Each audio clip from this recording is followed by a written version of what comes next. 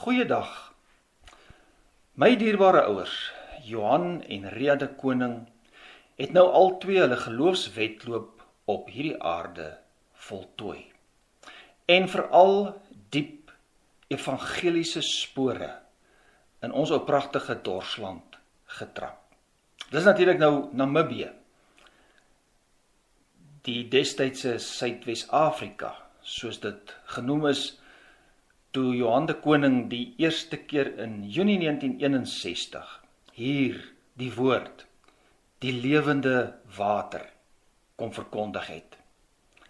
Hy en ma was deur die jare bevoorreg om iets te beleef van die vervulling van die heerlike belofte in Jesaja, wat ons ook raak, wat sê, want ek sal water giet op die dorsland, en strome op die droë grond. Ek sal my gees op jou kroos giet, en my seën op jou nakomelinge. Nou is beide ma en pa se aardse wedloop voltooi. Hulle loopbane is nou klaar. En hulle kon sê, ek het die goeie stryd gestry. Ek het die wedloop voleindig. Ek het die geloof behou. Mag het ook waar wees van my en van jou. Alle eer aan God, wat dit natuurlik moontlik gemaak het. God, wat beide van hulle reeds op betreklike jeugtige ouderdom uit genade gered en geroep het om hom te dien. Pa het reeds as 12-jarige seun 'n ontmoeting met die Here Jesus gehad, maar dit was eintlik eers op 3 Oktober 1954, 'n datum wat vir hom baie belangrik was, dat sy lewe heel omgekeer is op 'n konferensie waar tydens die Here hom ook van die rookgewoonte bevry het. Nou onmiddellik nadat die Heilige Gees sy lewe aangeraak het, het die Here hom vir sendingwerk geroep, al het hy nog vereers aangebly in sy werk by die Aardappelraad daar in Pretoria. Op die oggend van 9 Januarie 1956 het hy in sy kantoor sy Bybel gelees voor werk. Hy het tot die Here geroep om hom te wys wanneer hy moet gaan. En toe het Johannes 6 vers 27 tot hom gespreek. Moenie werk om die spys wat vergaan nie, maar om die spys wat bly tot in die ewige lewe, wat die Seun van die mens julle sal gee, want hom het God die Vader verseël. Dit was vir hom so oortuigend dat hy sy bedankingsbrief geskryf het. Uiteindelik sou pa sy studies by die Bible Institute in Kalkbaai in die Kaapse Skiereiland voltooi, voordat hy permanent by die Dorothea sending in diens getree het. Dit is seker net belangrik om te meld dat tydens sy studiejare het die Here op wonderlike maniere finansiëel vir hom voorsien, soos trouwens ook vir die res van sy lewe. Hieroor het ek meer vertel in die boek wat ek oor pa geskryf het na sy heengaan. Ma het reeds op 15-jarige ouderdom tot bekering gekom. Dit was tydens 'n besoek van Kosie Smits en Hester Hugo van die CSV aan die skool op Heidelberg. Sy het met mevrou Hugo gaan praat en Jesus as haar verlosser aangeneem. Sy het egter nog vir 'n geruime tyd deur twyfel gegaan, totdat die woorde van Johannes 6 vers 37 vir haar sekerheid gebring het. Dis waar Jesus sê, elkeen wat die Vader vir my gee, sal na my toe kom. En ek sal die een wat na my toe kom, nooit verwerp nie. Miskien kan hierdie teks ook vir jou op jou geloofspad vorentoe help. Nou, na skool het ma aan die onderwyscollege te Wellington gaan studeer. Dis 'n pragtige Bolandse dorp, waar die standbeeld van Andrew Murray nog steeds vandag staan, die baie bekende Dr. Andrew Murray, wat 'n groot rol in ons land se kerkgeskiedenis gespeel het. Haar plan was om as 'n onderwyseres in die sendingveld te arbei, en daarom het sy ook vir 'n jaar sendingopleiding by die Huguenote College ontvang. Maar tydens haar verblyf op Wellington het oom Hans van Staden, die stigter en leier van die Dorothea sending, ook daar opgetree en 'n film vertoon, en so het sy 'n roeping na hierdie sendinggenootskap, die Dorothea sending, gekry. En natuurlik, dit is waar sy en pa mekaar leer ken het.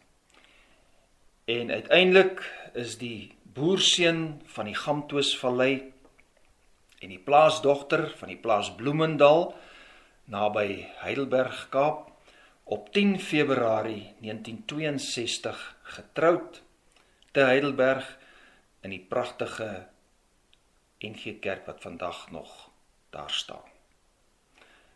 Nou, pa en ma die evangelie op verskeie plekke in Suider-Afrika verkondig, maar hulle groot lewenstaak en sendingroeping sou in Namibië tot vervulling kom. Saam was hulle in Jesus se diens en saam het hulle rondgereis, maar uiteindelik weens die eise van 'n gesin, ons drie het ons nou bygekom, het dit beteken dat ma later haar roeping tuis moes vervul, en sy het dit baie getrou gedoen. Ja, pa was gedurig weg van die huis in die arbeidsveld, en om hom in staat te stel om die evangelie te bring, het groot opoffering van ma geverg. En waarskynlik het sy nie altyd die erkenning daarvoor gekry nie. Maar vandag kan ons haar nagedagtenis eer en die Here dank vir die rol wat sy ook as moeder en eggenote vervul het. In hierdie wonderlike land van ons, Namibië, is alle volke, en mens kan amper sê byna alle plekke, met die evangelie bedien. En natuurlik sou mens nie al die plekke kon noem in so 'n kort praatjie soos hier nie. Net so 'n paar hoogtepunte. In die 60er jare is daar baie in Ovamboland gewerk, en hier het hulle groot vrug gesien onder 'n volk wat baie honger vir die evangelie was. Dit is ook hier in Ovamboland op die pioniersendingsstasie van Olukonda dat pa volgens homself die grootste preek van sy lewe gekry het, daar by die graf van die Finse pioniersendeling Martin Rautenen, en waar ook van sy kinders begrawe is. Net so terloops, die Rautenens het 6 van hulle 9 kinders aan die dood afgestaan. Dis die offer wat van hulle gevra is om die evangelie aan die Ovambo volk te bring. 'n Ander hoogtepunt was in 1973, toe daar 'n besondere deurbraak by Tsonkwe onder die Boesmans gekom het, toe pa op uitnodiging van Dominee Ferdi Waig daar die woord gaan bedien het. Maar baie ander plekke is bedien. Gebiede soos Namaland, spesifiek Bersiba, Damaraland, Kaokuland. Hier in Kaokuland het pa gesprek gehad met die bekende Himba opperhoof Minnie Mahore. Ek is nie seker oor sy naam nie, iemand kan dalk net vir my daarmee help, as jy kan. En pa het hierdie hoofman voorgestel aan sy vriend Jesus. En toe die hoofman 'n merkwaardige respons gegee. Nou, my vriend, bid tog vir jou vriend, dat hy die drank uit my land sal wegneem. Dit was 'n bedroefde man wat sy seun weens drankmisbruik verloor het, wat hierdie woorde kwyt geraak het. Daar het ook wonderlike dinge gebeur in die Kavango, waar Pa ook baie gewerk het, en hy het selfs die woord tot in die verre Caprivi bedien. Ook onder die Herero volk is daar gewerk. Hereroland, Oos, Wes, Aminus, noem nou maar op, is besoek. Daar is ook baie in skole gewerk. Ja, orals is die evangelie gebring, van die verre suide, Noordoewer, Oranjemund, tot in die verre noorde. Van die Weskus tot aan die oosgrens. Orals. Onlangs net het ek weer die getuienis van 'n ou dame hier in Tsumeb gehoor, wat seën ontvang het, tydens my ouers se besoek aan die klein dorpie Kois, daar in die suide, in 1964. Dit was wonderlik om met haar te gesels. Ja, daar is uiteraard baie gereis, lang paaie, en die voertuie moes hulle kant bring, oor ver afstande. En natuurlik was die paaie nie altyd maklik begaanbaar nie, en daar moes ook planne gemaak word. Maar hulle kon hulle bestemmings bereik. Nodeloos om te sê, Pa en Ma het natuurlik nie alleen gewerk nie. Hulle het oor die jare kosbare medewerkers gehad, wat hulle bygestaan het. Weereens almal kan nie genoem word nie. Ek meld nou maar net van die bekende ouma Emma Kloete, wat 'n afstammeling was van die eerste Herero Christen. 'n Groot vriend van Pa was Tatewilo Shiyanja, van Ovamboland, wat hy reeds ook in Pretoria leer ken het. En dan iemand soos Tatefestus Mangonga van die Kavango, het ook 'n besondere rol gespeel. Mense sou baie name kon noem van kosbare vriende, baie boere, wat Pa het baie vriende onder die boere gehad, kollegas, saam met wie hy gewerk het, ook van verskillende kerkgenootskappe, en ook familie, wat hulle op hulle pad ondersteun het in die verkondiging van die evangelie. Evangelisasieveldtogte is natuurlik nie net in tradisionele gebiede gehou nie, maar ook in Windhoek, veral in Katatura, op dorpe, op baie plase, en later jare ook in weermagkampe.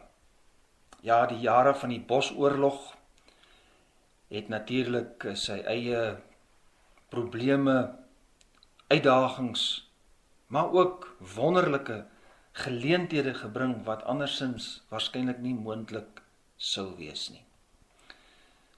En ons weet, ten spyte van probleme en krisisse en menslike gebrokenheid, gee God vrug, daar waar die lewende water uit ons stroom, wanneer ons getuig. Ek self kon iets daarvan beleef, toe ek nou hier in 2010 op Tsumeb aankom, het ek te doen gekry met Boesman plaaswerkers, soos Totti en Marcus, wat deur die lewende water aangeraak is, amper 40 jaar van tevore, in 1972, toe Pa hier op die plase gewerk het. Ja, later het die gemeente Wildevy ook eintlik gegroei vanuit hierdie pionierswerk. Pa was ook nie net beperk tot werk binne die Dorothea sending nie. Later jare het hy vir die jaar, dit was in 1974, op Oromano in Kaokoland klas gegee vir EGKA studente.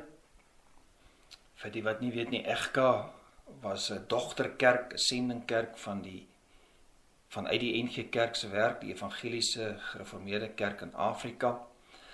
Later van tyd het hy ook voltyds in EGKA se diens getree met verantwoordelikheid vir jeug en evangelisasie. Nog later was hy betrokke saam met Dr. Gerard Buys, wat die leiding geneem het by die totstandkoming van die WTS, die Windhoek Theologiese Seminarie, wat later NETS geword het. Toe hy daar klaar was met sy werk en na Walvisbaai verhuis het hy nie by die huis gaan sit nie, maar hy het veral die evangelie aan die topnaars in die Koeisep rivierbedding bedien, maar hy het ook nog steeds die land volgereis. Ja, alles klink nou so vinnig en maklik, maar natuurlik, alles was nie altyd so eenvoudig en maklik nie.